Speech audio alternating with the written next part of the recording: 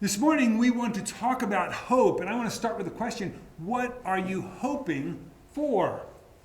Last week, as we went through the week, we looked ahead at the weather forecast, and in the middle of this past week, the weatherman said there was a chance of snow on Saturday and Saturday night into Sunday. And so maybe you said, I hope it snows. Or perhaps you said, I hope it doesn't snow. Some people may have a little bit more sober sense of life, and they may say something like, I hope I can pay my rent. Or perhaps, I hope I get that job. I hope the vaccine works. Right? We're rolling out the vaccine right now. I know some people have received the vaccine, others are scheduled, other people are waiting. I hope the vaccine works. I hope we can get back to normal. These are things that we hope for. And hope is important. Psychologists tell us that it's very important. There was an article in USA Today that said psychologists say that hope is not a luxury. For mental health, hope is a necessity. We must have a source of hope in our lives, something that we're looking forward to, something that gives us a sense of there's more that lies ahead. Sometimes this world can challenge that. In fact, Desmond Tutu some years ago said, hope is being able to see that there is light despite all of the darkness. Sometimes there's darkness all around us, but hope allows us to see the light despite the darkness. And it's so important for us to be able to see that light, because without that light of hope, what's the point of going on? So, what are some things you hope for?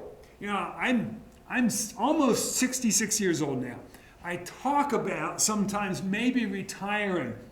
And I kind of wonder in my mind, what will I want to do when I retire? When I have all that time on my hands, right? When all that time that you don't know what to do. Yeah, I've heard so many retired people say you get just busier anyway. But I think, okay, when I retire, what do I want to do to spend some time on? And I've always been fascinated by these wooden clocks.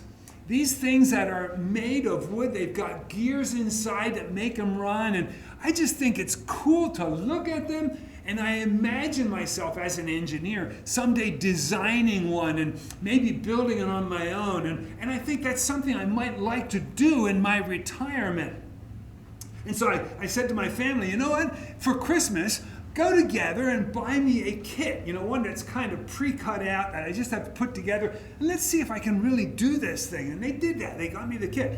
Now, I haven't had time to start working on it yet, but I'm looking forward to the time when I get to do that. I'm hoping that there's a time in my life when I can have time to do something like that maybe isn't really all that productive, but I think I didn't really enjoy. It's something we hope for. It's something we look forward to. Something to kind of set that target out ahead of us. But every now and then, life happens, right? A couple years ago, I wound up here in a hospital bed. That's a picture of me in a hospital bed. I had made a really great trip to Pennsylvania to visit my children, my grandchildren. I was looking forward to it.